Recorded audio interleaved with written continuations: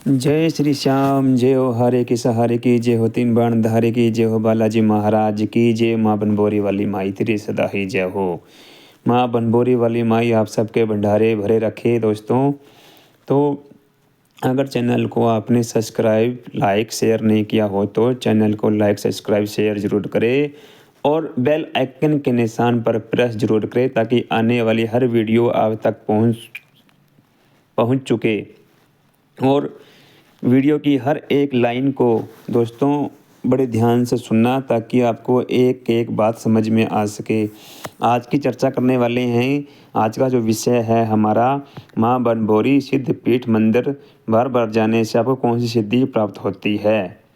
Main topic है आपको कौन सी सिद्धि प्राप्त होती है, मूर्ति की प्राण प्रतिष्ठा करने से क्या होता है, ब्रह्म मुहूर्त में उठने के क्या फ़ायदे हैं। देखिए मन्नू भैया संजीवनी हिमालय चैनल के माध्यम से पूरी जानकारी। माँ बनभोरी सिद्ध पीठ में या किसी भी मंदिर में, खासकर जो सिद्ध पीठ हो, माँ बनभोरी सिद्ध पीठ मंदिर में बार बार जाने से, एक ही मंदिर में एक ही देवता की पूजा करने से आपके साथ क्या क्या घटित होने लगता है। ऐसी ऐसी कौन सी चमत्कारी शक्तियाँ हैं जो आपको प्राप्त होने लगती है। जीवन में कौन से चमत्कार, कौन सी घटनाएं होने लगती है जो आपको आकर्षित करती है। शायद ही इस विषय पर किसी ने आपको जानकारी दी होगी, पर बहुत ही महत्वपूर्ण जानकारी मैं आपको देने जा रहा हूँ। इसलिए वीडियो को ध्यान से सुनना, बारीकी से देखिए। मंदिर जाने से हम, हमारा सनातन धर्म है। मंदिर जाना और हमारा सनातन धर्म जिसे हम सजो कर रखते हैं, हम आत्म संस्कृति से जुड़े रहते हैं। हर हिंदू को, हर सनातनी को, हर व्यक्ति को मंदिर जाना चाहिए।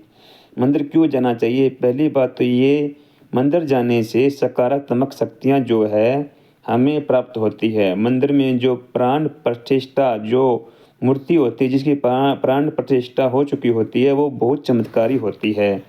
और जो वो मूर्तियाँ हैं वो जीवित हैं, उनमें दिव्य तत्व प्राप्त होता है और आप उस तत्व को महसूस भी करते हैं। कैसे महसूस कर पाएंगे, कैसे कर पाएंगे, आपको बताता हूँ कि जब भी मंदिर में कोई मूर्ति रखी जाती है तो मंत्रों द्वारा उसकी प्राण प्रतिष्ठा की जाती है। कई ऐसे पंडित होते हैं जो सही तरीके से प्राण प्रतिष्ठा नहीं करते। अगर किसी मूर्ति की प्राण प्रतिष्ठा होती है किसी देवी या देवता की, तो आँखों पर पट्टी बांध दी जाती है और जब पट्टी खोली जाती है तो शीशा दिखाया जाता है उस देवी देवता को। और जैसे ही शीशा दिखाया जाता है और जैसे ही उनके नेत्र खोले जाते हैं, नेत्र खोलते ही शीशा चटक जाता है। जैसे ही उस देवता की दृष्टि उस शीशे पर पड़ती है तो शीशा चटक जाता है।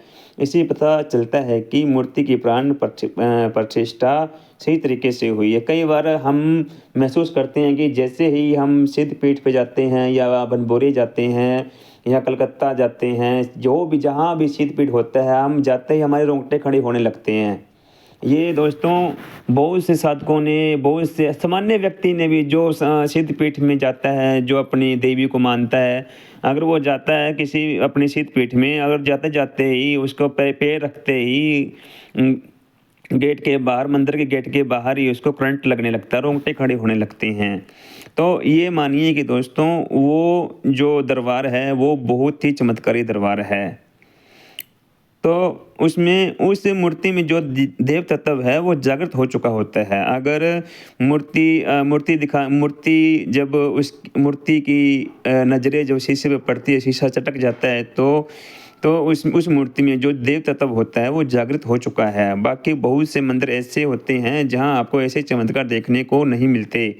तो सब डिपेंड करता है कि पूजा किस भाव से की जा रही है। सच्ची अगर प्राण प्रतिष्ठा किसी ने की है तो ये चमत्कार आपको देखने को मिलेंगे ही मिलेंगे। यही प्रमाण है भाइयों की मूर्ति की प्राण प्रतिष्ठा हो चुकी है और वहाँ देवता विराजमान हो चुके हैं। अब आप मूर्ति को धूप दीप दिखाते हैं, जल चढ़ाते हैं, स्नान कराते हैं, वस्त्र अर्पण करते हैं, वो सब उस देवता को स्वीकार होता है और आपको उसका फल भी प्राप्त होता है। उस मूर्ति की आरती करने से भी आपको फल प्राप्त होता है। आपने बार बार ये सुना होगा कि ब्रह्म मुहूर्त में देवीय शक्तियों को आगमन होता है। जो देवी शक्ति होती है उनका आगमन होता है ब्रह्म मुहूर्त में। वो क्यों होता है? ब्रह्म मुहूर्त में 4 से 5 बजे का बीच का जो समय होता है, उस जिस समय पर जो देवीय शक्ति जागृत होनी होनी होनी होती है, उदाहरण के लिए मैं आपको एक छोटा-सा उदाहरण बता रहा हूँ। आपको जैसे कि हमारा सुबह उठने का समय होता है, कोई 6 बजे उठता है, कोई 7 बजे उठता है, कोई 8 बजे उठता है, कोई 10 बजे उठता है, कई-कई महानुभाव तो 11-12 बजे तक के करीब उठते हैं। तो जैसे हमारा समय होता है, ठीक वैसे ही देवी-देवताओं का भी समय होता है। धरती पर जब देवता वास करते हैं और उनका जो समय होता है वो ब्रह्म मुहूर्त का ही समय होता है, और ब्रह्म मुहूर्त में मंदिर के कपाट खोल दिए जाते हैं, क्योंकि ब्रह्म मुहूर्त में देवी देवताओं का आगमन शुरू हो जाता है और देवता तब जो है उस मूर्ति में समाहित हो जाते हैं। क्योंकि ब्रह्म मुहूर्त में पूजा अर्चना, पूजा पाठ, मंत्र जाप होना शुरू हो जाता है, हर रोज़ प्रतिदिन होता है। इसलिए मूर्तियों की पूजा करने से विशेष फल की प्राप्ति होती है। और दूसरा कि मंदिर में सकारात्मक शक्तियाँ इतनी होती है कि वो आपके इष्ट देव से जोड़ने का कार्य करती है। मंदिर में हवन यज्ञ आरती आरती की जाती है, जोत जलती रहती है, भंडारे होते रहते हैं, कीर्तन होते रहते हैं। इसका प्रभाव ये होता है कि दैवीय शक्तियाँ आपको छूती है। आप जो दैवीय शक्तियाँ होती हैं वो आपको छूती है। वैसे तो मंदिर में कई देवी देवता स्थापित होते हैं, लेकिन जो आपके इष्ट है आप सिर्फ उनकी पूजा करके आते हैं, पर सभी की नहीं करते, अपने इष्ट की ही करते हैं।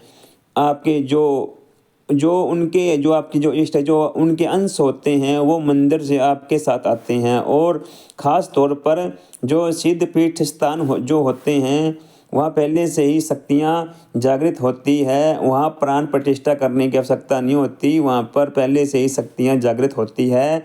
जितनी बार मंदिर जाओगे उतनी बार शक्तियाँ आपके साथ आएँगी और जैसे-जैसे दिव्य शक्ति आती जाती है, तो पहले बीज के रूप में पहले जैसे कि हम मंत्र जाप करते हैं तो उसका बीज लेते हैं और फिर वो पौधा बनता है, फिर वो एक विशाल पेड़ बन जाता है और वो एक पूरा विशाल पेड़ बन जाता है, जिससे आपकी कुंडली का विकास होता है, एक शक्ति का निर्माण होता है। वो ऊर्जा सवारी के रूप में आपके पास आती है। वो ऊर्जा जो होने वाली घटनाओं को आपको ज्ञान करवाती है, वो ऊर्जा आपको स्वप्न में दर्शन देती है और आपका मार्गदर्शन